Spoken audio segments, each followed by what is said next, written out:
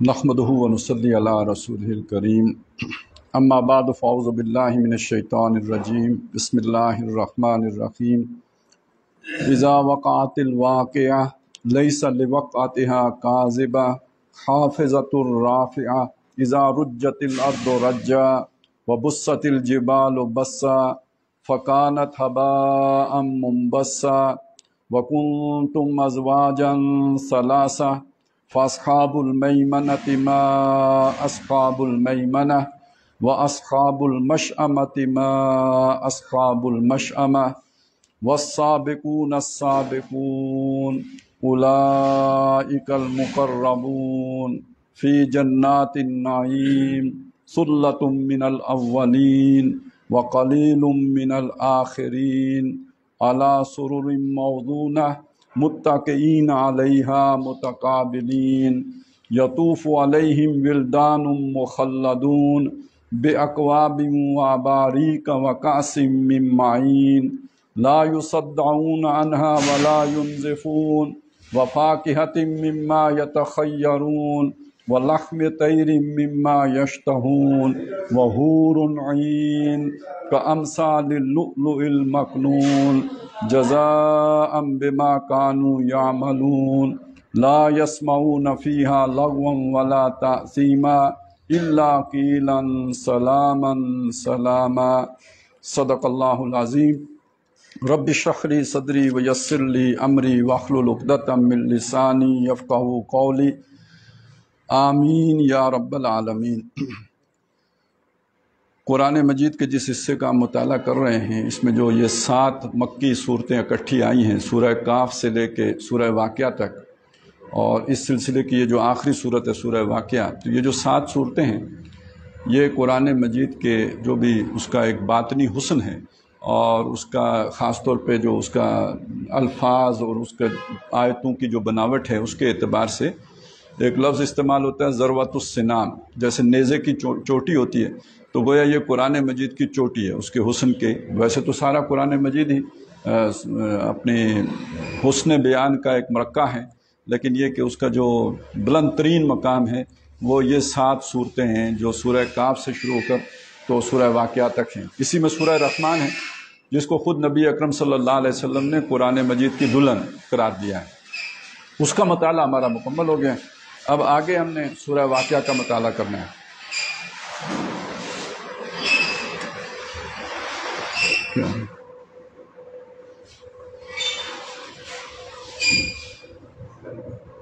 ये बात इससे पहले भी कई दफ़ा हमारे सामने आ चुकी है कि कुरान मजीद की अक्सर व बेशतर सूरतें वो हैं जो जोड़े जोड़ों की सूरत में, यानी जोड़ा होने का मतलब ये है कि दोनों सूरतें मिलकर किसी एक मजमून की तकमील करते हैं, एक मकसद की तकमील करती हैं।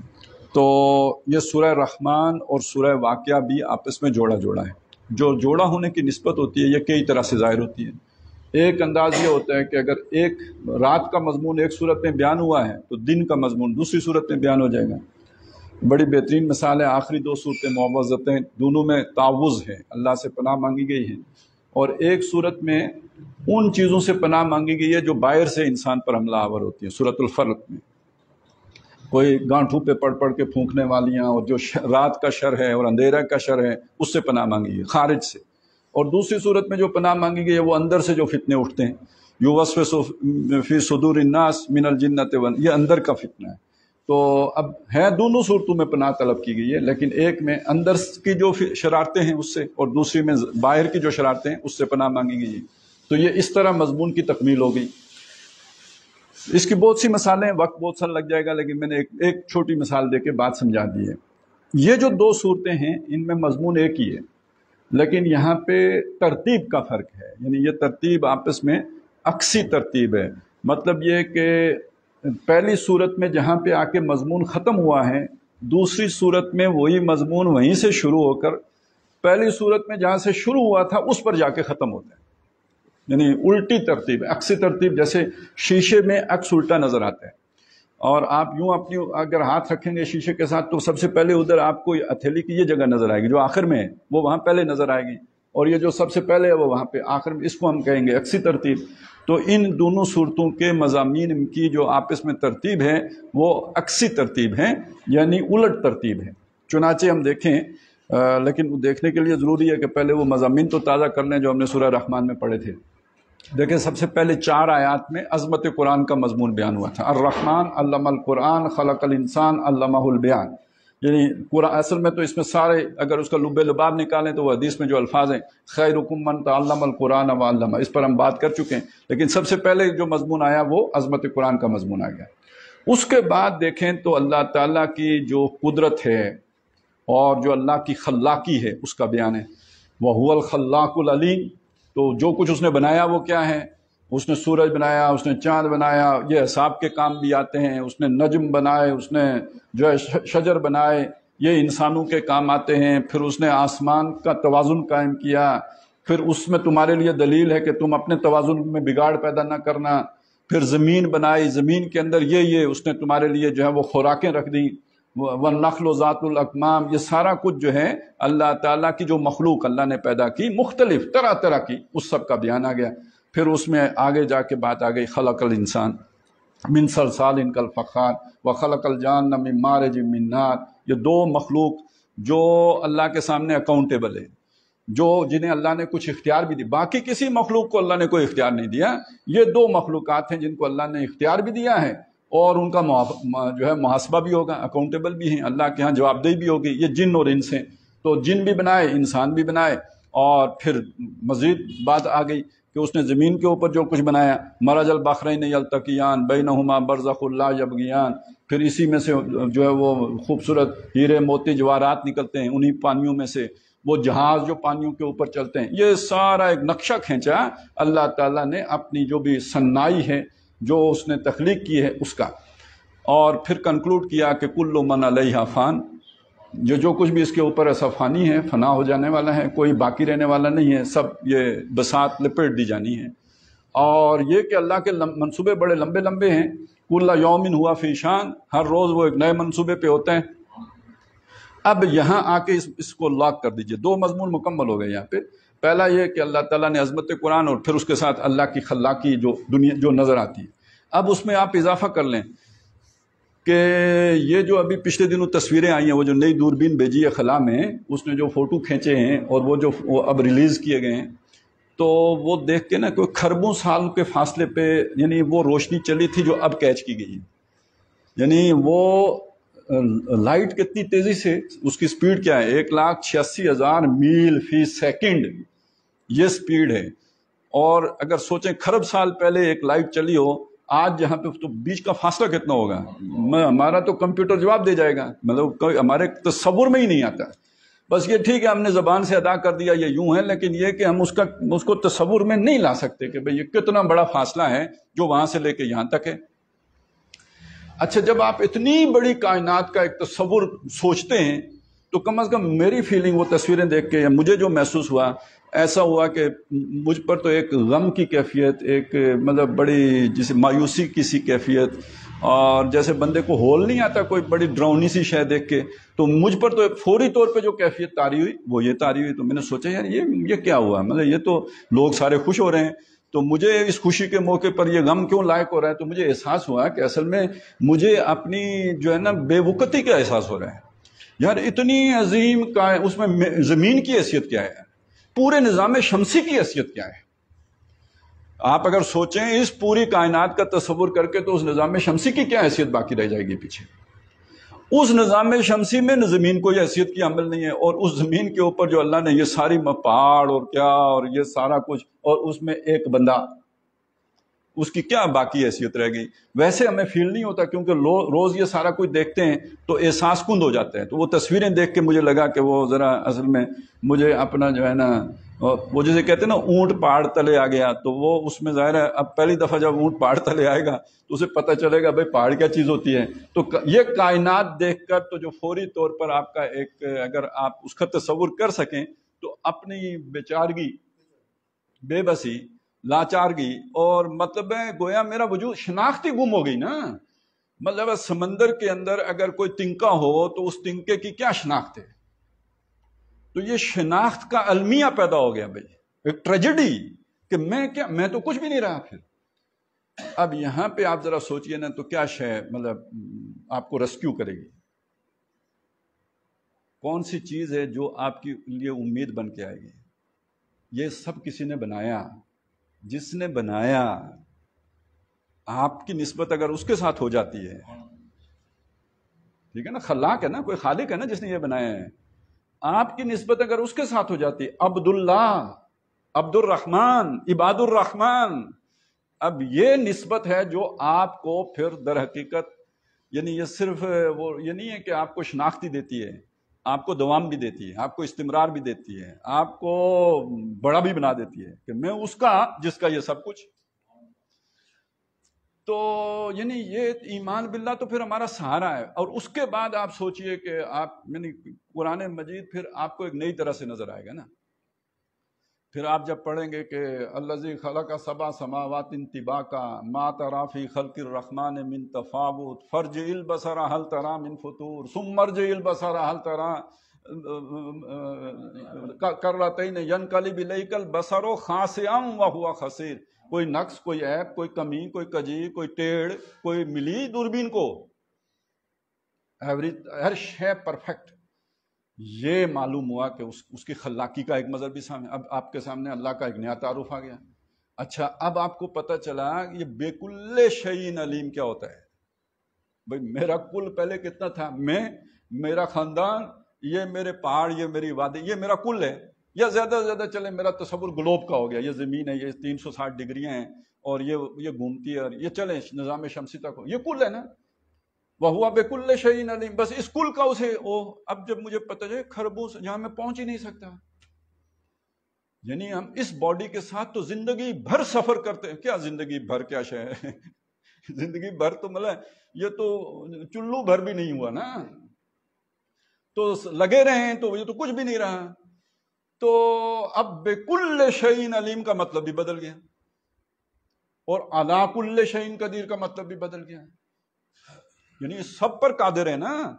اب یہ صرف ہوائیں چلانے کا یا بارش برسانے کا مسئلہ نہیں رہا، جہاں تک ہمارے سگنل ہی نہیں پہنچتے اس سب کا مسئلہ ہو گیا۔ عَلَىٰ كُلِّ شَيْءٍ قدیر وَهُوَ بِكُلِّ شَيْءٍ عَلِيمٌ وَهُوَ الْقَاهِرُ فَوْقَ عِبَادِهِ۔ اب بالکل آپ پر ایک سبح للہ ما فی السماوات وما فی الارض، تسبیح کر رہی ہے ہر شے جو آسمانوں میں ہے، جو زمین میں ہے۔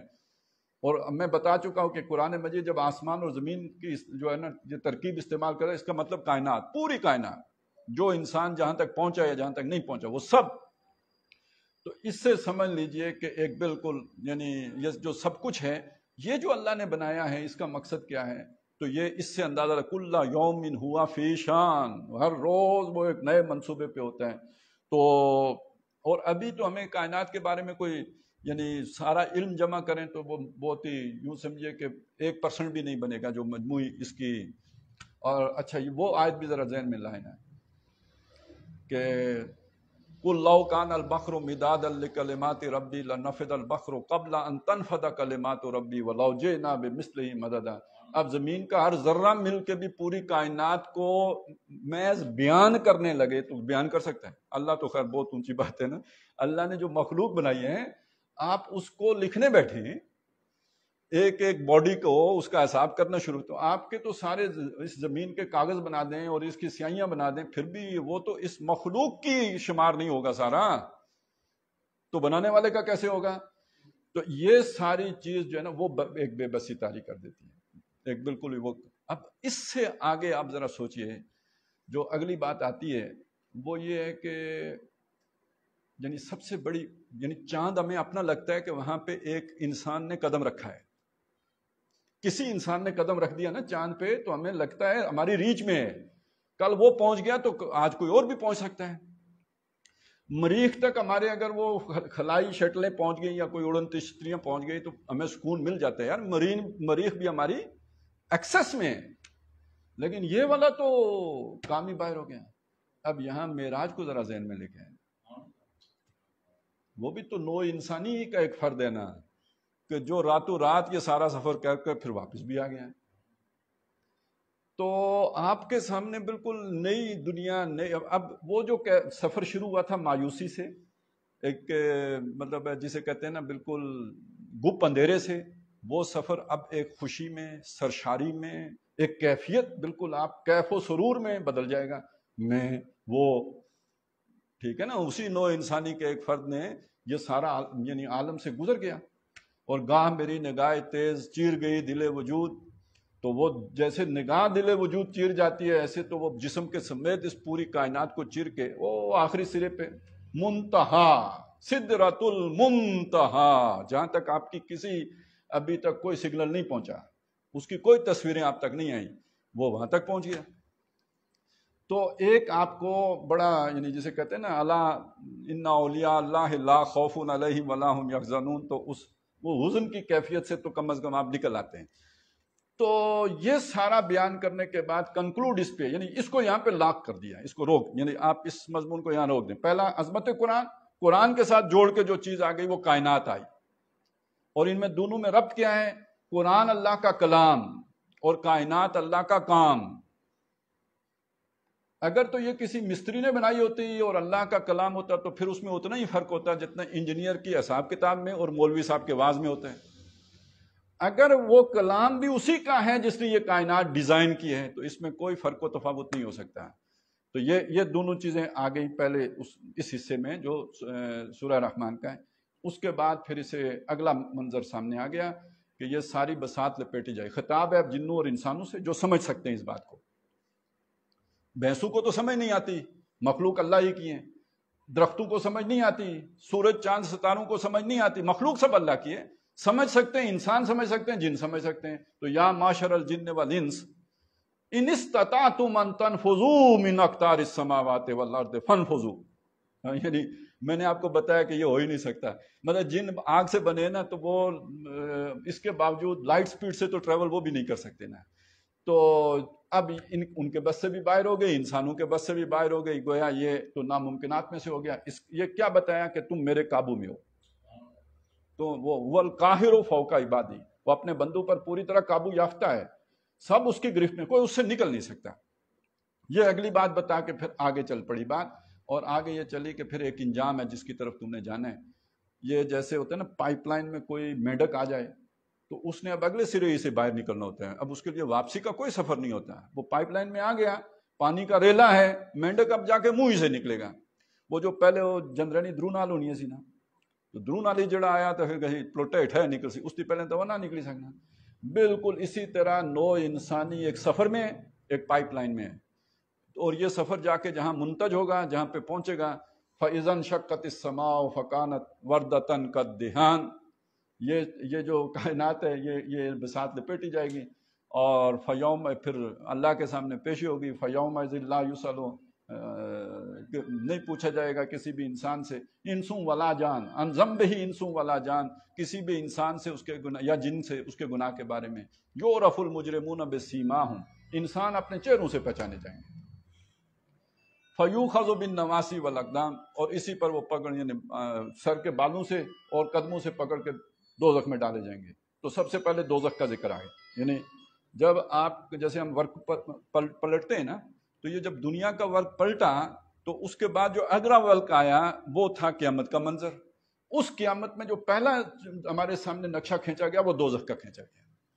دوزخ کا نقشہ کھینچنے کے بعد پھر دو جنتوں کا جو ہے وہ نقشہ سامنے لایا گیا جو ایک معیار کی ہوں گی، لیکن یہ ہمارے سمجھانے کے لیے ایک معیار ہے، اس میں بھی بڑا فرق ہوگا، بڑا فرق و تفاوت ہوگا، اور وہ کئی ہوں گی، ذواتا افنان، ان کی کئی شاخیں ہوں گی۔ اس کے بعد ایک دوسری قسم کی جنتوں کا ذکر آ گیا، وَمِن دُونِهِمَا جَنَّتَانِ، ان دو طرح کی جنتوں کے علاوہ بھی دو جنتیں ہوں گی، ان کی اپنی جو ہے وہ بیان کی گئی۔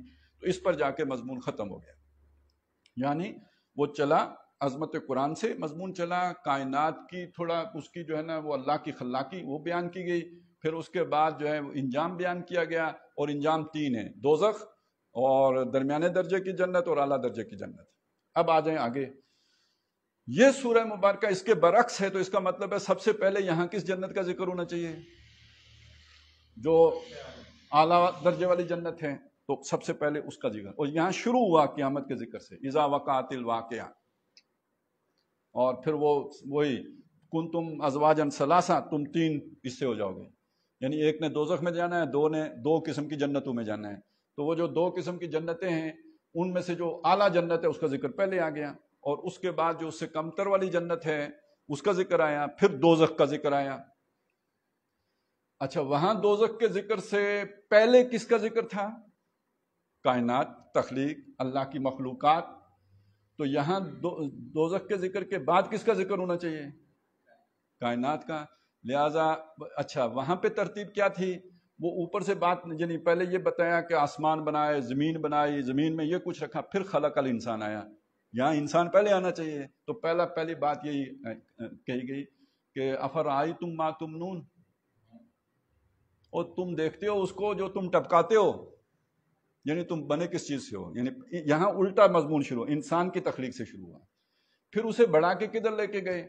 پھر آگے اس کے بعد کہ تم دیکھتے ہو کہ جو تم بوتے ہو بما تخرسون، اور اس سے آگے آ گیا جو اگلا جو پانی اترا اس کا ذکر آ گیا، بارش کا، اور پھر جو آگ جلاتے ہو اس کا ذکر آ گیا.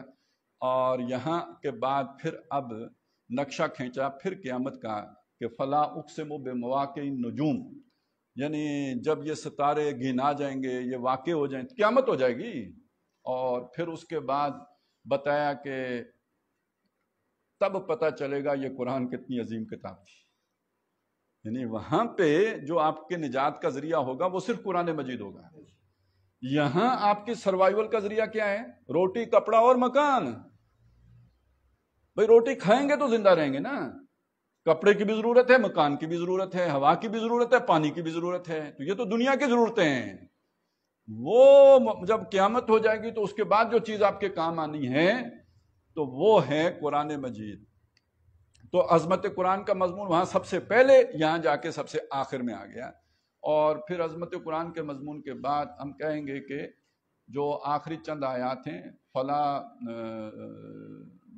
نہیں وہ فَإِذَا بَلَغَتِ الْحُلْقُومِ، یہاں سے لے کے آخری آیات تک، یہ پھر ان دونوں صورتوں کا ایک خلاصہ ہے جو دوبارہ پیش کیا گیا ہے. دونوں صورتوں کو سامنے رکھ کر اس کا خلاصہ دوبارہ پیش کیا گیا ہے.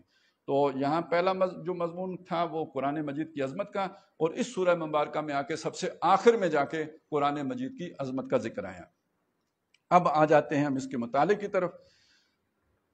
تو پہلی آیت ہمیں بتاتی ہے، یعنی قیامت کے لیے آپ کو پتہ ہے مختلف الفاظ آتے ہیں قرآن مجید میں.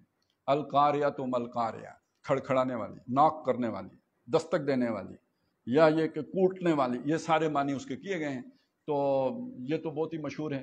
اسی طرح جو ہے لا اقسم بیوم القیامہ، یعنی قیامت وہ جب کھڑے ہو جائیں گے سارے لوگ، اس کی طرف بھی وہ بھی ہے بات. اچھا اسی طرح اس کے لیے جو ہے وہ بھی آیا ہے حق کا، جو حق چیز ہے. تو یہاں پہ واقعہ، اب واقعہ کیا ہوتا ہے؟ ہمارے عام بول چال میں یہ لفظ استعمال ہوتا ہے کہ فلانی جگہ یہ واقعہ پیش آ گیا، جو وہی واقعہ ہے. بھئی ہم کہتے ہیں نا بھئی واقعہ ہوا، گاڑیاں ٹکرا گئی، جسے ہم ایکسیڈنٹ کہتے ہیں، حادثہ، وہ واقعہ بھی ہے. جو حادثہ ہے وہ واقعہ بھی ہے. تو عام طور پہ واقعہ ہم مثبت معنی میں استعمال کرتے ہیں. وہ واقعہ جس میں کوئی پریشانی ہو تو اس کو ہم حادثہ کہہ دیتے ہیں، ہوتا وہ بھی واقعہ ہی ہے.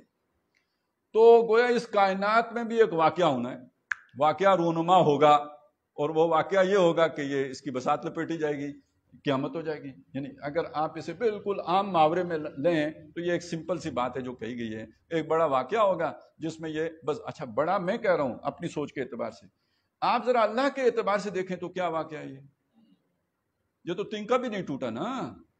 اب جو کائنات کا ہمارے سامنے تصور آ رہا ہے اس میں فرض کریں اس نظام شمسی کی قیامت ہوتی ہے تو کیا واقعہ ہے؟ اللہ کے اعتبار سے تو کوئی بڑا واقعہ نہیں ہے. یہ تو ایک معمولی سا پتھر گرا ہے، جیسے ہم کہیں جی وہ لینڈ سلائیڈ ہو گئی، کوئی 20-25 فٹ جگہ بہ کے چلی گئی. پوری کائنات کے اعتبار سے اس پورے نظام شمسی کا خاتمہ بھی اتنی ساری بات ہے، کوئی بہت بڑا واقعہ نہیں ہے. اچھا بلکہ یہ پتھر سے یاد آیا، اگلی بات سوچیں یہ واقعے کے لغت کی طرف جائیں. وقع یاقع کہتے ہیں کسی شے کا گر پڑنا. میرے ہاتھ میں کوئی چیز تھی، یہ موبائل تھا، یہ میرے ہاتھ سے گر پڑا، یہ وقع یاقع، یہ گر پڑنا. چنانچہ بعض نے اس کا ترجمہ یہ بھی کیا نا، ہو پڑنے والی ہو پڑے گی. تو یہ ہو پڑنے میں وہ گر پڑنے کا مفہوم شامل ہے. تو اذا وقعت الواقعہ، جب وہ ہو پڑنے والی ہو پڑے گی، یعنی وہ واقعہ جب رونما ہو جائے گا اور گرنے کے مفہوم کو بھی ذہن میں رکھیں تو آج یعنی یہ کائنات میں کس بعض ابھی یہ اس چیز تک بھی انسان پہنچ چکا ہے کہ مختلف نظام شمسی جو ہیں ان میں قیامتیں ہوتی رہتی ہیں، قیامتیں ہوتی رہتی ہیں، کوئی ایک پورا جو ہے وہ خاندان ہے ستاروں کا اور پھر وہ آپس میں گڑمڑ ہو کے ختم ہو جاتے ہیں، اسے وہ کہتے ہیں بلیک ہول۔ ابھی جتنی کچھ سمجھ آئی ہے وہ یہی ہے کہ وہ تو کوئی ایسی اس کے اندر ایک کشش پیدا ہو جاتی ہے کہ جو چیز اس کی طرف جاتی ہے وہ اپنی طرف کھینچ لیتا ہے، جیسے بھنور ہوتا ہے نا، پانی میں بھنور بنتا ہے، یا وہ جو ہوا میں جو آتا ہے بگولا، بالواں ہے، بالواں یا بگولا جو ہے، جیسے وہ چیزوں کو لے کے اوپر جاتے ہیں تو بھنور لے کے پانی میں نیچے جاتے ہیں، اس طرح کائنات میں بھنور بن جاتے ہیں، اسے وہ بلیک ہول کہتے ہیں، جس میں جو باڈی اس کے آس پاس سے بھی گزرے اس کو اپنے اندر کھینچ لیتے ہیں۔ یہ اس میں تو وہ کوئی دوزخ والا نقشہ ہے۔ کلما ارادوا ان یخرجوا منها اعیدوا فیہا، جب جب وہ ارادہ کریں گے کہ اس سے نکلے جائیں اسی میں ڈال دیے جائیں، دوبارہ اسی میں پلٹا دیے جائیں گے۔ اچھا یہ بھی حدیث میں ہے نا کہ ایک آدمی جو ہے دوزخ سے نکلے گا، چڑھائی چڑھتا چڑھتا چڑھتا چڑھتا چڑھتا اوپر پھر گرے گا تو پھر طے میں۔ تو یہ بالکل یہ جو بلیک ہول کا ابھی تک جو کچھ تصور آیا وہ دوزخ سے بہت ملتا جلتا ہے۔ تو یہ تو ہو گئی جی قیامت، اذا وقعت الواقعہ، جب وہ ہو پڑنے والی ہو پڑے گی، جب وہ ہونے والا واقعہ ہو جائے گا۔ لیس لوقعتها کاذبہ، اس کے ہو پڑنے میں کوئی جھوٹ نہیں ہے، اس کا کوئی جھٹلانا نہیں ہے، وہ کوئی مطلب ہے وہ ایک حقیقی سچی واقعی بات ہے، ایک شدنی حقیقت ہے، اس سے انکار ممکن نہیں ہے، اس سے کوئی جو ہے جیسے اب ہم سمجھتے ہیں یہ بات کہ موت سے تو کسی کو انکار نہیں ہے، جو کافر بھی ہے وہ موت کا انکار تو نہیں کر سکتا۔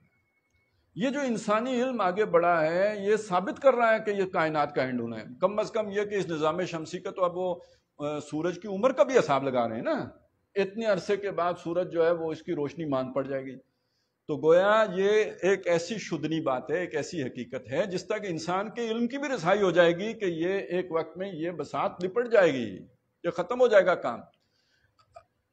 اب یہ تحقیقات ہیں، ویسے تو جب تک اللہ تعالیٰ چاہے وہ رہے گا، جب اللہ نہیں چاہے گا تو ختم ہو، ہمارا تو سیدھا سیدھا کام ہے، بہت ہی سمپل ہے، لیکن یہ کہ جو دھندے کرتے ہیں اور بہت ہی گہرائیوں میں جا کے سوچتے ہیں تو وہ تو پھر ریسرچ کریں گے، وہ تو فیکٹس کی بنیاد پہ بات کریں گے، تو وہ لمبی فیکٹس تو ہماری سمجھ میں بھی نہیں آتے، لیکن یہ زلزلے کے بعد جو ہمارے علاقے میں ریسرچ ہوئی تھی تو اس میں یہ باتیں آئی تھی کہ یہ جو پہاڑی علاقہ ہے سارا، یہ کشمیر سمیت، کہ یہ تو گویا عمر اپنی پوری کر چکا ہے، یہ اندر سے کھوکھلا ہو چکا ہے، اس یہاں تو زندگی ویسے ہی جو ہے نا وہ گویا آخری دموں میں بوڑھی ہو گئی، مائی زمین بوڑھی ہو گئی، سمپل، مائی زمین بوڑھی ہو چکی۔ تو اب اس سے سمجھ لیں کہ یہ اس کا کیسے انکار کیا جا سکتا ہے، یہ تو ہو پڑنے والی شے ہے، یہ تو ہونی ہی ہونی ہے، جیسے موت کا انکار نہیں ایسے اس کا انکار ناممکن ہے۔ لیکن اگلی بات جو ہے اصل میں یہ ہے کہ یہاں سائنس آ کے یہاں پہ تو یہ تو مان لے گی کہ یہ ختم ہو جائے گی، اس کے بعد دوبارہ بننے کا تو سائنس کبھی بھی نہیں کہے گی، ٹھیک ہے نا، سائنس کبھی یہ بات نہیں کہے گی کہ دوبارہ بنے گی، دوبارہ زندگی کے بارے میں سائنس کبھی بھی نہیں، ہاں سائنس یہ بھی نہیں کہے گی کہ دوبارہ زندگی نہیں ہے، کیونکہ یہ بھی سائنٹیفکلی پروو تو نہیں ہے نا دوبارہ زندگی نہیں ہے، ہو سکتا ہے ہو جائے، ہو سکتا ہے نہ ہو، نہ ہم کہہ سکتے ہیں ہوگی، نہ ہم کہہ سکتے ہیں نہیں، یہ سائنسی موقف ہوگا، ہمارا تو اس پہ یقین ہے، اس پہ تو شک ہو سکتا ہے کہ ابھی میں ہوں یا نہیں ہوں، لیکن اس پر کوئی شک نہیں ہو سکتا کہ دوبارہ اللہ کے سامنے بن کے اللہ کے سامنے پیش ہونا ہے۔ تو اسی طرح سمجھ لیجئے کہ یہ جو ٹوٹ پھوٹ ہوگی زمین کی تو اس کے بعد زمین معدوم نہیں ہو جائے گی، اس لیے میری بات سے آپ کو اگر یہ اشارہ ملا ہو کہ کائنات شاید نہیں ختم ہوگی، اس نظام شمسی کی قیامت ہوگی، تو یہ کائنات کے خاتمے کی بات نہیں ہے، ایک جو انسانی ایریا ہے اور اس میں چلے نظام شمسی کو لے لیں، اس تک کی بات ہے کہ جس میں یہ قیامت برپا ہو، اس لیے کہ دوبارہ بننی ہے، اور جب دوبارہ بننی ہے تو پھر اس زمین یہی ہوگی لیکن اس کی بناوٹ یہ نہیں ہوگی، یہ پہاڑ ختم کر دیے جائیں گے، دریا سمندر ختم کر دیے جائیں گے، وَإِذَا الْأَرْضُ مُدَّتْ، جب یہ زمین کھینچ دی جائے گی، وہ یہ کھینچنے سے یہ سمجھ لینا، یہ ابھی تو ہے نا ایسی گول پیڑے کی طرح ہے، چپاتی بناتے ہیں تو وہ پیڑا کتنا چپٹا ہو جاتا ہے، لیکن جب وہ چپٹا ہوتا ہے تو اس کے اندر جتنا آٹا تھا وہ بھی باہر آ جاتا ہے، وہ اوپر سے نظر آ رہا ہوگا یا نیچے سے نظر آ جائے گا۔ تو یہی بات وہاں کہی گئی ہے، وَإِذَا الْأَرْضُ مُدَّتْ وَأَلْقَتْ مَا فِيهَا، جو اس کے اندر ہوگا اس کو اگل دے گی، وَتَخَلَّتْ، اندر سے خالی ہو جائے گی، سب کچھ باہر آ گیا نا، تب چپٹی ہو گئی۔ اب یہ جو پورا جو ابھی گلوب ہے، یہ پراٹھا جب بن جائے گا، اس کے اوپر وہ حشر کا میدان سجے گا، وہ تو یہیں پہ ہے نا، یہیں پہ حساب ہونا ہے۔ اب یہ حساب کتاب ہونے کے بعد اگلا مرحلہ ہے، اور اگلا مرحلہ یہ ہے کہ جس میں یہ بات تو بالکل واضح ہے کہ جو جنتی ہوں گے ان کی جو ابتدائی مہمان نوازی ہوگی نزلاً، وہ تو ادھر ہی شروع ہو جائے گی نا، زمین کے اوپر ہی، جیسے وہ ٹینٹ لگے ہوئے ہوتے ہیں نا الیکشن، تو اپنے اپنے ووٹرز کے لیے نہیں بنایا ہوتا ہے، چلیں جی ان کو کچھ پانی وانی کا بھی بندوبست کر دیتے ہیں، تو یعنی ابتدائی طور پر وہ اس جو بھی ہولناکی ہے اس دن کی، اس سے انہیں پناہ دینے کے لیے ادھر ہی اللہ تعالیٰ نے ان کے لیے کچھ نہ کچھ انتظام کر رکھا ہوگا، لیکن وہاں روکنا تو نہیں ہے، وہ تو ایک عارضی رکنا ہے وہاں پہ، وہاں سے اب منتقلی ہے، اور یہ جو منتقلی ہے یہ کائناتی منتقلی ہے۔ اب آپ سمجھے نا یہ کدھر جانا ہے؟ قرآن مجید کہتے ہیں ان کے لیے ایک سے زائد جگہ کہتے ہیں کہ جو لوگوں نے یہ کیا ان کے لیے آسمان کے دروازے نہیں کھولے جائیں گے، اس کا مطلب جو نیک لوگ ہوں گے ان کے لیے آسمان کے دروازے کھلیں گے۔ اب یہ آسمان کے دروازے خود ایک بڑا کام ہے، یہ تو خیر اب کچھ سائنس اس کی قریب قریب دستک دے رہی ہے کہ یہ جو انمٹ فاصلے ہیں جو ہمارے تصوری سے باہر ہیں، ان میں بھی کوئی خاص راستے ہیں جن میں یہ سفر پلکوں میں طے ہو سکتا ہے، تو آسمان کے وہ دروازے کھلیں گے جن کے لیے، تو وہ پھر یہ سفر جو ہے لیزوں میں طے کریں گے، لائٹ سپیڈ سے بھی تیز۔ تو جب آپ لائٹ سپیڈ سے تیز کریں گے تو گویا اگر وہ برا نہ لگے تو حاضر ناظر ہو جائیں گے نا۔ ٹائم اینڈ سپیس زیرو ہونے کا دوسرا مطلب ہماری جو بھی وہ ٹرمز ہیں اس میں تو حاضر ناظر ہی ہونا ہے، پھر آپ کائناتی انسان ہو گئے، پھر آپ وہاں بھی پہنچ گئے یہاں بھی پہنچ گئے، پھر آپ کے لیے کوئی مسئلہ نہیں رہا۔ تو گویا یہ جو وہاں بھی پہنچنا اور یہاں بھی ہر جگہ پہ موجود ہو جانا، کم از کم اس حد تک یہ جنت کا ایک بہت بڑا اہم مرتبہ ہے جو انسان کو حاصل ہوگا۔ ہم نے تو اصل میں دیکھیے یعنی بچہ کسی خوشی کی تصور کرے گا تو مٹھائی کی کرے گا، ٹافی کی کرے گا، بہت اچھے کسی کینڈی کی کرے گا، کوئی آئس کریم کی، یہی اس کی دنیا ہے، یہیں تک اس کی سوچ ہے۔ تو ہمارے جو اپنی جتنی سوچ ہے اتنا ہی ہم نے اپنے لیے جنت بھی سوچی ہوئی ہے نا، اتنے گز پلاٹ مل جائے گا اور گھر بن گیا تو مطلب گھر ہمارا کتنے 4 کنال کا ہوگا، بہت بڑا گھر ہوگا، تو اتنا ہی ہمارے دماغ میں آتا ہے۔ لیکن یہ کہ جو تصور قرآن مجید نے دیا ہے وہ اس سے بہت آگے کا تصور ہے۔ ذرا آپ دیکھیں کہ سابقوا الی مغفرۃ من ربکم وجنۃ عرضھا کعرض السماء والارض، اس جنت کی طرف دوڑو جس کا پھیلاؤ آسمان اور زمین جتنا ہے۔ اچھا یہ یہاں پہ تو صرف سما آیا نا، تو ذہن میں آ سکتا ہے سماوات نہیں آیا، تو کوئی ایک آسمان کی بات ہو رہی ہے، 7 آسمانوں کی بات نہیں ہو رہی، تو سورہ آل عمران میں سماوات بھی آ گیا ہے کہ سابقوا الی مغفرۃ من ربکم وجنۃ عرضھا السماوات والارض، جس کا پھیلاؤ آسمانوں اور زمین جتنا ہے۔ پوری کائنات آ گئی جو آج ہم دیکھ رہے ہیں دور دور سے، مطلب جس 27 پتہ نہیں کتنے خرب سالوں کے بعد جس کی روشنی ہم تک پہنچ، یہ سارا گویا وہ جنت ہے، اور اس سے وہ سدرۃ المنتہا کے پاس وہ جنت الماوا، اندہا جنت الماوا، یہ باقی وہ جنتیں ہیں اصحاب الیمین کی، وہ تو کہیں نیچے نیچے رہ گئیں، وہ جو خاص الخاص لوگوں کی جنت ہے وہ تو سدرۃ المنتہا کے پاس ہے۔ اب وہاں سے تو صرف ابھی یہ والی ایک تصویر آئی ہے نا جو اس کے آس پاس کی، اس کی سراؤنڈنگ کی، اس کے مضافات کی، تو اب آپ اس سے اندازہ لگائیں کہ یعنی ہمارا یعنی پہلے انسانوں کا جنت کا کیا تصور ہوگا، لیکن اب آپ سوچیں کہ جنت کیا چیز ہوگی۔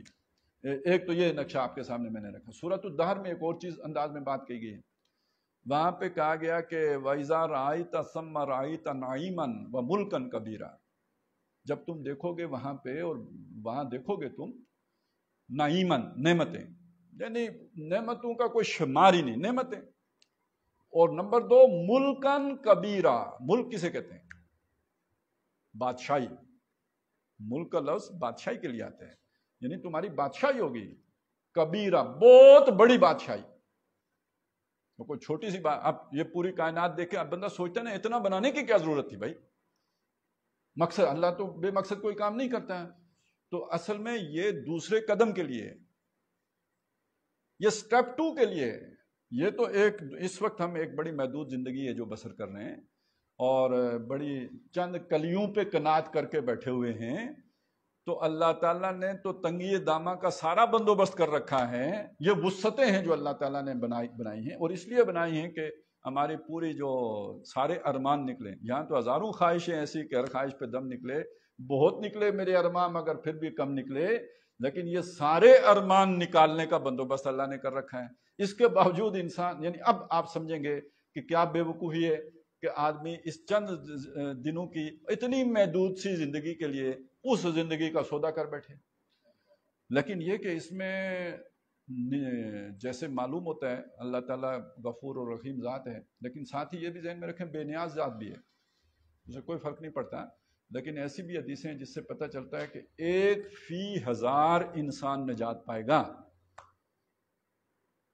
1 فی 1000 کا مطلب کیا ہے؟ 1000 میں سے ایک جو ہے نا وہ حقدار ہوگا کہ اس کے لیے آسمانوں کے دروازے کھلیں. 999 ناکام، فیلیور. والعصر ان الانسان لفی خسر. تو ایک ہے جو وہ کامیابی کی منزل تک پہنچے گا. تو اللہ تعالیٰ کو اس سے کیا، ہمیں بھی کچھ نہیں ہوتا ہے نا. دیکھیں میری بات سنیں، ہر آدمی کے اندر اللہ تعالیٰ نے افزائش نسل کے اتنے ہی جرثومے رکھے ہوئے ہیں جتنے آدم علیہ السلام سے لے کے قیامت تک کل انسان نے پیدا ہونا ہے. ٹھیک ہے نا؟ مطلب 10 خرب انسانوں نے آنا ہے تو ایک آدمی کے اندر بھی اتنا ہی پوٹینشل ہے. تو کتنے پہ قناعت کر لیتے ہیں؟ 8 9 10 18 20، چلیں یہی کچھ ہوگا نا، اتنے ہی. اس سے زیادہ کسی کے کیا. اب تو خیر بچے 2 ہی اچھے، باقی سارے ضائع ہو جاتے ہیں. کوئی افسوس ہوتا ہے کسی کو؟ کسی کو افسوس نہیں ہوتا ہے. تو یہ اگر 1000 میں سے 999 ضائع ہو جائیں تو اللہ کو کیوں افسوس ہو؟ یہ تو ہمارا حساب کتاب ہے نا، وہ ٹڈی والا، کہ جس میں لگتا ہے یار بڑا نقصان ہو جائے گا، آدم کے اتنے بیٹے ضائع ہو جائیں گے. تو آدم کے اتنے بیٹے روز ضائع ہو رہے ہوتے ہیں نا.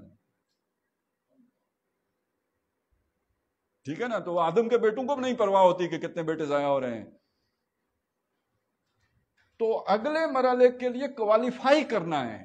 جو کوالیفائی کرے گا اس کو پھر اللہ تعالیٰ مزید بالوں پر عطا کریں گے. ٹھیک ہے نا؟ تزکیہ تو اس کے بعد ہونا ہے. تو دنیا میں تو اس جیسے ہوتا ہے نا، ایک آپ کا ٹیسٹ ہوتا ہے کہ آپ کوالیفائی کرتے ہیں کسی ادارے میں داخل ہونے کے لیے، تعلیم تو اس کے بعد شروع ہوتی ہے. تو یہ دنیا میں جو امتحان ہے یہ تو صرف کوالیفیکیشن کا ہے کہ آپ اس ادارے میں داخل ہونے کے اہل اپنے آپ کو ثابت کریں. ایجوکیشن تو اس کے بعد جاری رہنی ہے، ختم تو نہیں ہو جانی. تو اب آپ اس بات کو سمجھ لیجئے کہ یہ ہے کہ جو اگلی بات آئی کہ وہ جو ہے خافضۃ رافعہ، وہ بلند کرنے والی ہے اور پست کرنے والی ہے. ایک شخص ہے. بلند اور پست کا مطلب کیا ہے؟ عام طور پر جو آدمی وہ 4 شرطیں پوری کرے کہ جن کے نتیجے میں آخرت میں اگلے مرحلے کے لیے وہ کوالیفائی ہو سکتا ہے، یعنی ایمان، عمل صالح، تواصی بالحق اور تواصی بالصبر، یہ بات مجھ سے لکھوا لیں کہ اس کی دنیا کا نقصان لازمی ہوتا ہے. ایسا ہو ہی نہیں سکتا کہ دنیا کا نقصان کیے بغیر وہ اپنے یہ 4 شرائط پوری کر سکے. لازمی ہوتا ہے. اپنے بھی خفا مجھ سے، بیگانے بھی ناخوش، یہ جھیلنا پڑے گا. تو جب ہم کسی کو ناراض نہیں کر سکتے، ناخوش نہیں کر سکتے، تو کمپرومائز کریں گے یا نہیں کریں گے؟ تو کمپرومائز کریں گے تو اس کا کیا مطلب؟ حق پر کمپرومائز کریں تو تواصی بالحق کدھر بڑھ گیا؟ اور سچ کہیں گے تو سچ کڑوا ہوتا ہے تو لوگ ناراض ہوں گے. اپنے بھی خفا مجھ سے، بیگانے بھی ناخوش. رشوت نہیں لیں گے، آج حرام خوری ترک کر دیں گے، آمدنی سکڑ جائے گی. اولاد بھی کہے گی کہ دیکھیں نا ہمارے چچا کتنے لائق ہیں، ابا تو بالکل ہی نالائق ہے.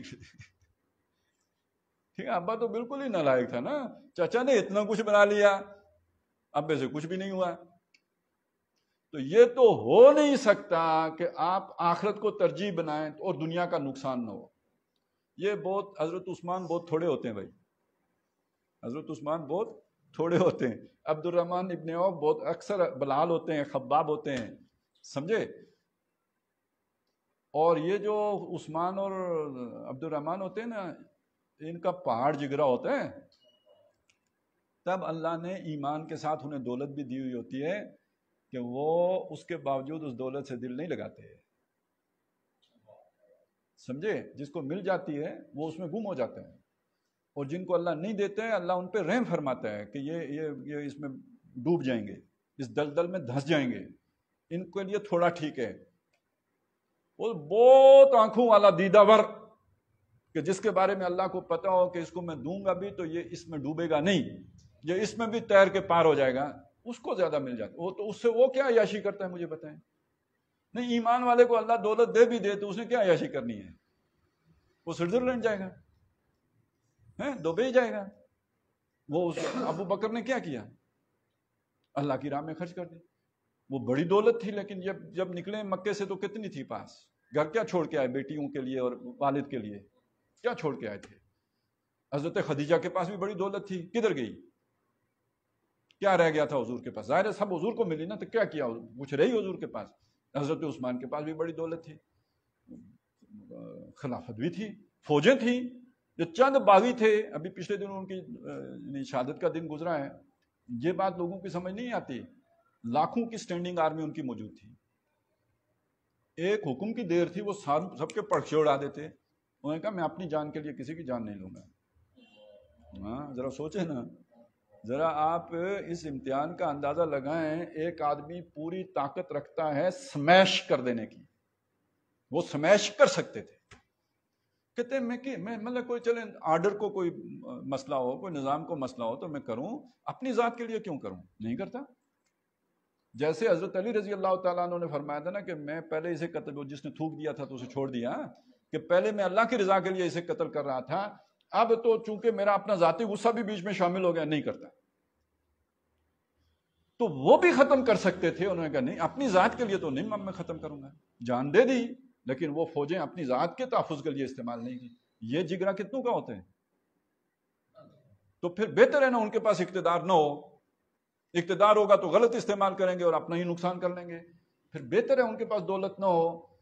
تو اکثر کو اللہ دولت، یعنی جو صاحب ایمان ہوتے ہیں دنیا میں فقر و فاقے کی زندگی ہی بسر کرتے ہیں، پیٹ پہ پتھر ہی باندھنے پڑتے ہیں، تو نبی صلی اللہ علیہ وسلم نے خود تو یہی مثال پیش کی۔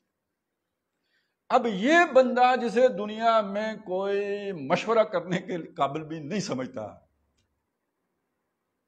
ٹھیک ہے نا، اس کی تو کوئی حیثیت، یہ انفلوئنشل پیپل میں تو نہیں آئے گا نا، اس کے کوئی تعلقات نہیں ہیں، اسے کوئی ولیمے میں بھی بلانے کے لیے تیار نہیں ہے، یہ جو ہے نا فقر و فاقے میں زندگی بسر کرنے والا، غریب مسکین محتاج، کوئی حیثیت ہی نہیں۔ تو اب اس بندے کو ادھر سے اٹھا کر کائناتی انسان بنا دو تو یہ بلند کرنے والے کا مطلب سمجھ میں آیا؟ بلند کرنے والی ہوگی، اور پست کرنے والا وہ اکڑ خان فرعون، لیس لی ملک مصر، کیا یہ مصر کی بادشاہی میری نہیں ہے؟ اور اس سے آگے یعنی فرعون کوئی آخری آدمی تھا؟ انسانیت ترقی کر رہی ہے تو یعنی فرعون کے باپ پیدا ہو رہے ہیں نا، فرعونیت مر نہیں گئی ہے، فرعون مرا ہے، فرعونیت نہیں مری ہے، فرعونیت نے ترقی کی ہے۔ فرعون تو پھر خاندانی فرعون تھا، یہاں جن کو جو ہے نا وہ کوئی گھاس نہیں ڈالتا تھا وہ بھی فرعون بن کے بیٹھے ہوئے ہیں، نظام بدل گیا نا اب نئے دور میں۔ اور میں تو کہتا ہوں قبرستان، وہ جو ہے نا قبرستان میں جا کے عبرت حاصل ہوتی ہے، ہم تو جو پہلے ہی سے مرے ہوئے وہ ان کے قبرستان میں جا کے کیا عبرت حاصل ہوگی؟ میری بات سنیں، ہم جتنے یہاں بیٹھے ہیں ہم میں سے کوئی مر جائے ہمارے قبر پہ جا کے کیا عبرت حاصل ہوگی؟ پہلے بھی جو کچھ ہیں وہی کچھ ہیں، ادھر مرے ہوئے بھی ہو سکتا ہے اس سے بہت بہتر پوزیشن میں ہوں۔ ذرا ریس کورس گراؤنڈ کے ساتھ جو قبرستان ہے نا ادھر جائیں، نہ عبرت حاصل ہوئی تو مجھے کہیے گا۔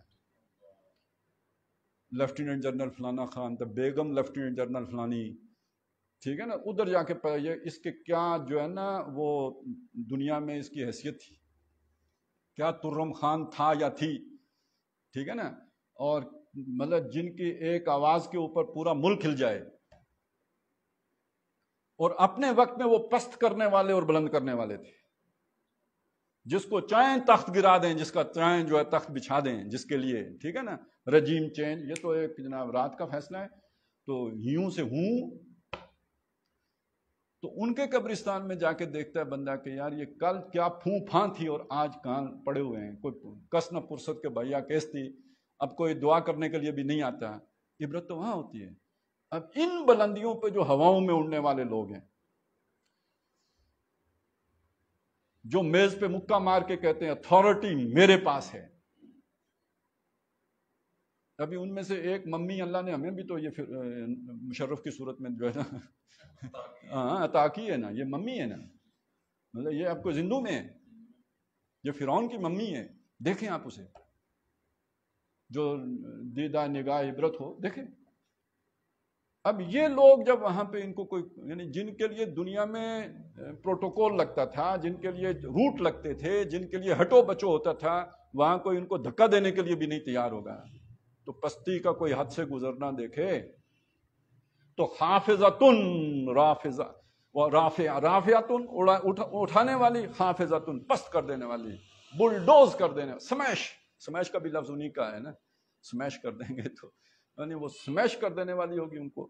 تو اذا وقعت الواقعہ لیس لوقعتہا کاذبہ خافضۃ الرافعہ. اور یہ کب ہوگی؟ اب وہ منظر کشی ہے. اذا رجت الارض رجا، جب زمین ہلائی جائے گی جیسے ہلائی جاتی ہے. اصل میں یہ ترجمہ اسی طرح کیا جاتا ہے. میں تھوڑا سا آپ کو اس کا وہ بتا دوں. یہ عربی زبان میں جب فعل کے بعد مفعول بھی اسی مادے سے حالت نسبی میں آ جاتا ہے تو اسے ہم کہتے ہیں مفعول مطلق، جس کا مطلب یہ ہوتا ہے کہ یہ کام یعنی بڑی، یعنی جسے کہتے ہیں باریکی سے، بڑی حتمیت سے، بڑی تکمیل کے ساتھ یہ کام مکمل کیا جائے گا. یعنی وہ ہلائی جائے گی، جسے ہمارے یہاں کہتے ہیں نا اللہ تے اللہ نا، یعنی ایک ہی ہلانے کو ہم تین دفعہ جو لے کے آتے ہیں تو اصل میں اس میں زور اور تاکید پیدا کر رہے ہوتے ہیں کہ یہ کام لازمی ہوگا، یعنی ہلنا ہوگا. تو اس کا ہم کیا اردو میں تو اس طرح ہے نہیں، تو ہم کہتے ہیں جب وہ ہلائی جائے گی جیسے ہلائی جاتی ہے، تو اس میں وہ شے نہیں پیدا ہوتی نا، جو اس کے اندر وہ ایک تصور ہے. تو لیکن یہ کیا وہ ہمارے ہاں تھوڑا سا اس میں ہے اللہ تے اللہ نا، یعنی خوب جس کو کہتے ہیں نا کوئی شے ہلے بغیر چھوڑنا نا. تو یہ زمین ہلائی جائے گی جیسے ہلائی جاتی ہے، یعنی پھر واقع ہل پڑے گی. ایسا نہیں ہے کہ کوئی زلزلہ اس کی معمولی سی کیفیت ہوگی، نہیں، بالکل ایک زلزالاً شدیدہ کی کیفیت ہوگی. وَبُسَّتِ الْجِبَالُ بَسًّا، اور پہاڑ جو، اب یہ بھی وہی بات ہے، میں اس کا پھر ایک بامحاورہ سے ترجمہ کر دیتا ہوں کہ پہاڑ توڑ پھوڑ کے ریزہ ریزہ کر دیے جائیں گے. توڑ پھوڑ کے یعنی ٹکڑے ٹکڑے کر کے ریزہ ریزہ کر دیے جائیں گے، یہ معنی کر لیجیے. فکانت ہبا منبسا، تو وہ پہاڑ ہو جائیں گے یا وہ زمین ہو جائے گی. ہاں زمین ہو جائے گی، یہ پہاڑ دونوں ہو سکتے ہیں کیونکہ کانت جو ہے وہ آیا ہے یہاں پہ مؤنث کی جو ہے نا ضمیر ہے اس میں، تو جبال جمع مکسر ہے تو اس کے لیے بھی ہو سکتا ہے، اور زمین چونکہ ویسے ہی مؤنث سمائی ہے تو اس کے لیے بھی ہو سکتا ہے. تو وہ زمین یا وہ پہاڑ یا یہ سارا کچھ مجموعہ جو ہے یہ ہو جائے گا ہباء منبثا، یہ ایک بس اڑتا ہوا جو ہے نا غبار، کنواں، یعنی یہ باڈیز کی صورت میں رہے گا ہی نہیں. یہ ریزہ ریزہ بھی اصل میں یوں یہ صحیح لفظ نہیں ہے. ریزے میں تو پھر بھی وہ کوئی نظر آنے والی شے ہوتی ہے نا، یہ بالکل کنویں والا جو لفظ ہے نا کہ جس میں غبار کا مطلب ہی یہ ہے کہ وہ بالکل گرد بن کے اڑ جائیں گے. یہ آپس میں ان کا جو جوڑ ہے یہ جوڑ کھل جائیں گے، اور جوڑ کھل جائیں گے تو یہ سارا ریزہ ریزہ ہو کے غبار کی صورت اختیار کرے، ایک دھواں بن جائے گا. بس اس سے زیادہ ایک وقت ایسا گزرے گا زمین کے اوپر کہ اس کی یہ صورت بن جائے گی. اذا رجت الارض رجا وبست الجبال بسا فکانت ہباء منبثا وکنتم ازواجا ثلاثا. اب یہ جو ایک دم ازواج ثلاثہ نہیں ہو جائیں گے، تین ازواج، یہاں پہ ویسے زوج کہتے ہیں جوڑے کو، تو یہاں پہ وہ چونکہ ایک سے زیادہ جوڑے ہوں، ٹکڑے کہہ لیجئے یہاں پہ کہ تین ٹکڑیوں میں تقسیم ہو جاؤ، تمام نوع انسانی تین حصوں میں بٹ جائے گی. لیکن یہ ایک دم تو نہیں ہوگا، یعنی جو واقعات ہوں گے ان کو دیکھ لیجئے کیسے ہوں گے. جو بڑی نشانیاں ہیں، سورج کا مغرب سے طلوع ہونا، دابت الارض کا نکلنا جو لوگوں کو مور لگا کے بتائے گا یہ مسلمان ہے یہ کافر ہے، جو ہی سورج مغرب سے نکلے گا اس کے بعد توبہ کا دروازہ بند ہو گیا ہے. یعنی ابھی تک تو ہمارے پاس چانس ہے، دجال نکلے گا چانس ہے، مسیح علیہ السلام نکلیں گے چانس ہے، یعنی ان کا ظہور ہوگا، نزول ہوگا، تو یہ تو سارے ابھی چانس ہیں توبہ کے. لیکن جب سورج مغرب سے نکل آئے گا تو اس کے بعد توبہ کا دروازہ بند ہو گیا. لیکن جب توبہ کا دروازہ بند ہوگا تو یہاں کچھ مومن بھی ہوں گے، کچھ کافر بھی ہوں گے. ٹھیک ہے، یہ دونوں طرح کے لوگ موجود ہوں گے. اس کے بعد پھر یہ ہوگا کہ ایک نکلے گا جانور، کہتے ہیں مروا سے نکلے گا، اس کے پہاڑ کے نیچے سے، وہ باقاعدہ بتائے گا، یہ نشان لگا یہ مومن ہے. وہ جیسے آج کل وہ نہیں آتے وہ قطرے پلانے والے، نشان لگا کے جاتے ہیں، اس نے پی لیا اور اس نے نہیں پیا، تو وہ بھی بتائے گا کہ بھئی یہ والے مومن ہیں اور یہ والے کافر ہیں. پہلے اس سے فرق تو کوئی نہیں پڑا، پتہ لگ بھی گیا تو کوئی فرق، توبہ تو اب قبول ہونی نہیں ہے. پھر ایک صبح کو ایک ٹھنڈی ہوا چلے گی اور لطیف ہوا، اس ہوا سے جتنے بھی ایمان والے ہوں گے وہ فوت ہو جائیں گے. پیچھے رہ جائیں گے شریر، کافر، بدماش قسم کے لوگ، ان پر پھر وہ قیامت واقع ہوگی. یہ بڑا ہولناک منظر ہے، یہ قیامت عذاب ہے. اور یہ عذاب آئے گا ان گناہگاروں پر جو کافر ہوں گے. مومنین کو اللہ تعالیٰ اس سے پہلے اٹھا لے گا. اور بھی چھوٹے چھوٹے واقعات ہیں قرآن مجید کے جو ہے نا، الفاظ اٹھا لیے جائیں گے. یہ ساری میں نے بڑی بات آپ کے سامنے رکھی ہے. اس کے بعد ہزاروں سال گزریں گے، ہمیں کوئی پتہ نہیں کتنا عرصہ گزرے گا، برزخ کا دور ہے. اور پھر جو ہے ایک صبح کو پھر ایک سیٹی بجائی جائے گی. اب سور پھونکنے کو میں کہوں گا جیسے وہ وسل ہوتی ہے نا، فوجیوں کی پریڈ لگتی ہے تو وہ مارتے ہیں تو سیٹی بجاتے ہیں، وسل ہوتی ہے. یا یہ کہ وہ کوئی الارم ہوتا ہے تو وہ سارے دوڑ کے آ جاتے ہیں. اسی طرح جو ہے نا وہ اسرافیل جو ہے سیٹی ماریں گے اور سارے قبروں سے نکل کر دوڑتے ہوئے جو بھی اپنی اپنی جگہ ہے اس پر پہنچ جائیں گے. دیر لگائیں گے نہیں، سب نکل آئیں گے. اب یہ جب نکل آئیں گے تو اس کے بعد ظاہر ہے اصحاب کتاب ہیں اور جو ہے نا وہ فیصلے ہیں، کس نے دوزخ میں جانا ہے، کس نے جانا. اب یہاں پہ جا کے تو وہ 3 حصوں میں بڑھ جائیں گے، 3 گروہ بن جائیں گے. پوری نوع انسانی کے 3 گروہ بن جائیں گے. اس کا نقشہ ہے سارے لوگ اکٹھے ہو جائیں گے. یہ پہلے بھی کبھی اکٹھے تھے، دنیا میں آنے سے پہلے بھی سب اکٹھے پیدا کیے گئے. پھر اس کے بعد جو ہے نا وہ دنیا میں نمبر اپنے اپنے لگ گئے اور یہاں پہ اکٹھے کبھی بھی نہیں ہوئے. لیکن دوبارہ اس زمین کے اوپر اکٹھے کیے جائیں گے مرنے کے بعد، سب کے سب اکٹھے ہوں گے. بلکہ سورہ آل عمران میں اس کا، سورہ انعام میں اس کا ذکر ہے، وَلَقَدْ جِئْتُمُونَا فُرَادَا كَمَا خَلَقْنَاكُمْ أَوَّلَ مَرَّةٍ. ہم تمہیں لے آئے نا فرادا، اکیلا اکیلا، کوئی کسی کا رشتہ دار نہیں ہے. كَمَا خَلَقْنَاكُمْ أَوَّلَ مَرَّةٍ، جیسے کہ تم کو ہم نے پیدا کیا تھا پہلی مرتبہ، تب بھی کوئی کسی کا رشتہ دار نہیں تھا. وَتَرَكْتُمْ مَا خَوَّلْنَاكُمْ، اور تم چھوڑ آئے ہو جو خول ہم نے تمہیں پہنائے تھے. یہ خول کیا ہیں؟ یہ رشتہ داریاں خول ہیں، یہ بندھن ہیں. ان کو بندھن کہتے ہیں نا. ہم مختلف بندھنوں میں بندھے ہوئے ہیں، جو بندھن ہے وہ خول ہے. برادری کا خول ہے، جو بھی اپنی قوم قبیلے کا خول ہے، یہ خول ہے جن میں بندھے. اچھا، اسی میں جو محبتیں ہیں وہ بھی ایک خول ہیں. یہ اولاد ہے، یہ بیوی ہے، یا بیوی کے لیے اس کا شوہر ہے. اچھا، یہ کاروبار ہے، یہ سارے بندھن ہیں جن میں ہم، یہ سب اللہ نے ہمیں باندھا ہوا ہے. یہ خول ہیں جو ہمیں پہنائے ہوئے ہیں. اسی میں ہمارے رول ہیں. خول کے ساتھ اب رول، یعنی کوئی بادشاہ ہے، کوئی چوکیدار ہے، کوئی امیر ہے، کوئی غریب ہے، کوئی جو ہے نا بغیر محنت کے کھا رہا ہے، کسی کو ہاتھوں سے محنت کر کے کما کے کھانی پڑ رہی ہے، کسی کو جو ہے نا وہ کئی نسلوں کا اس کے پاس ہے، اور کوئی جو ہے 2 وقت کی روٹی کو ترستا ہے. اپنا اپنا خول ہے، ہر شخص اپنے اپنے خول میں ہے. وہ جس خول میں تم تھے، وَتَرَكْتُمْ، وہ تم چھوڑ آئے ہو نا، مَا خَوَّلْنَاكُمْ، جو خول ہم نے تمہیں چڑھایا تھا، وَرَاءَ ظُهُورِكُمْ، اپنی پیٹھوں کے پیچھے. یعنی وہ دنیا میں خول تھے. جیسے ڈرامہ ہوتا ہے اس میں بادشاہ کا کسی کو لباس پہنا دیتے ہیں، کسی کو چوکیدار کا پہنا دیتے ہیں، لیکن وہ جب اسٹوڈیو سے نکلتے ہیں تو وہ اتروا لیتے ہیں. وہ کہتے ہیں آپ اپنے کپڑے پہن کے جاؤ، یہ تو اگلی فلم میں کام آئیں گے آپ کدھر. یہ سٹیج کی چیز تھی. تو یہ دنیا کے سٹیج میں اللہ نے مختلف خول، مختلف رول دیے ہوئے ہیں. یہ دنیا میں رہ گئے. اب وہاں پہ بات یہ ہوگی کہ آپ نے اپنا کردار نبھایا کیسے. آپ کو بادشاہ بنایا تھا، آپ کی یہ ذمہ داری تھی. آپ کو چوکیدار بنایا تھا، آپ کی یہ ذمہ داری تھی. آپ کو امیر بنایا تھا، آپ کی یہ ذمہ داری تھی. آپ کو غریب رکھا تھا، آپ کا یہ کام تھا. تو آپ نے اپنا کردار ادا کیسے کیا؟ مسئلہ تو یہ ہے. ہو سکتا ہے چوکیدار کامیاب ہو جائے اور بادشاہ ناکام ہو جائے. وہ جو پرفارمنس ایوارڈ ہوتا ہے نا ڈرامے کا، وہ بعض اوقات میراثی کو مل جاتا ہے. کہ اس نے وہ میراثی والا کردار بہت اچھا نبھایا ہوتا ہے، اور جو ڈرامے میں بادشاہ ہوتا ہے اس کو وہ ایوارڈ نہیں ملتا. تو یہ اس کا تعلق اس چیز کے ساتھ ہے. اب 3 گروہ بن گئے. ایک گروہ وہ ہے جو ناکام لوگوں کا گروہ ہوگا، دوسرا گروہ وہ ہے جو کامیاب لوگوں کا، اور تیسرا انتہائی کامیاب لوگوں کا. اس کا آگے اسی کا ذکر ہے. تو فرمایا وَكُنْتُمْ أَزْوَاجًا ثَلَاثَةً، تم 3 گروہوں میں بٹ جاؤ گے. فَأَصْحَابُ الْمَيْمَنَةِ مَا أَصْحَابُ الْمَيْمَنَةِ، تو جو دائیں طرف والے ہوں گے تو کیا خوب ہیں یہ دائیں طرف والے. اصل میں اب وہ 2 گروہ ان دائیں طرف والوں میں بنیں گے. وَأَصْحَابُ الْمَشْأَمَةِ مَا أَصْحَابُ الْمَشْأَمَةِ، اور جو بائیں طرف والے ہیں تو کیا برے ہیں یہ بائیں طرف والے. اچھا، یہ جو مشأمہ ہے اس کا ترجمہ میں نے بائیں طرف والا کیا اور برا بھی کیا. تو اصل میں یہ لفظ ہے، ہمارے ہاں ایک لفظ استعمال ہوتا ہے شوم. شوم، فلانا بندہ بڑا شوم. تو شوم کسے کہتے ہیں؟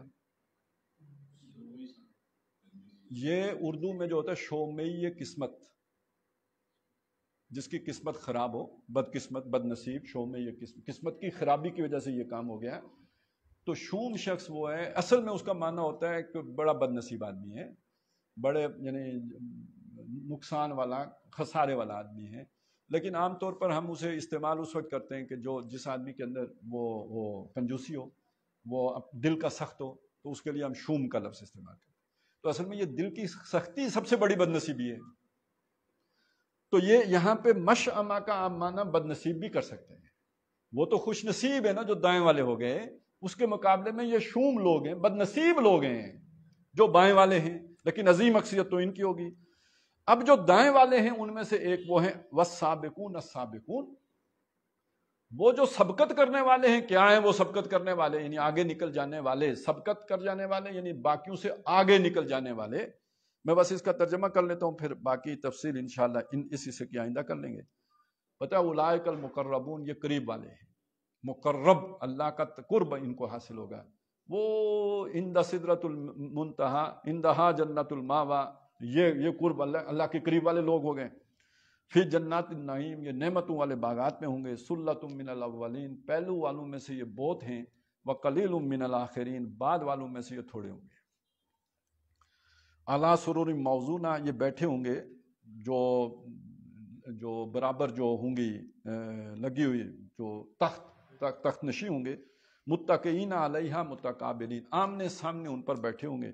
یطوف علیہم ولدان مخلدون، اور ہمیشہ رہنے والے لڑکے ان کے اوپر جو ہے وہ طواف کر رہے ہوں گے، یعنی آ جا رہے ہوں گے، چیزیں لا رہے ہوں گے، پیش کر رہے ہوں گے. بے اکواب و باریکا وقاسم من معین، وہ پیالے بھی ہوں گے اور ان کے لیے جو ہے وہ جام ہوں گے، اور بہت صاف ستھرے پینے کی چیز کے، شراب کہہ لیجئے. لا یصدعون عنہا ولا ینزفون، اور یہ کہ وہ اس کو پی کے نہ ان کا سر دکھے گا اور نہ ہی وہ بہکیں گے. یعنی وہ جو ہوتا ہے نا شراب دنیا کی پی کے تو سر چکرانے لگتا ہے، تو اس طرح کی کوئی کیفیت نہیں ہوگی. وفاکہۃ مما یتخیرون، اور میوے ہوں گے، ڈرائی فروٹ ہوگا جو وہ پسند کریں گے.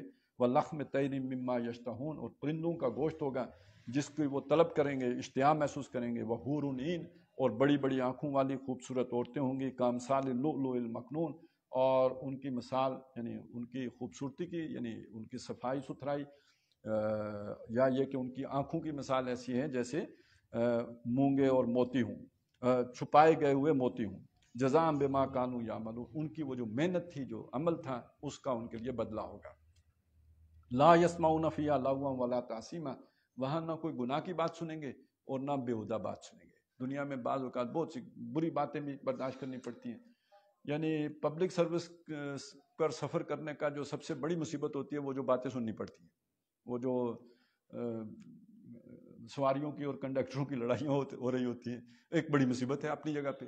تو گالی گلوچ، وہ اور بھی بڑی ایک طبع نازک پہ گراں گزرنے والی باتیں. تو وہاں ایسی کچھ بھی نہیں بات ہوگی کہ جو آپ کی طبیعت پر گراں گزرے.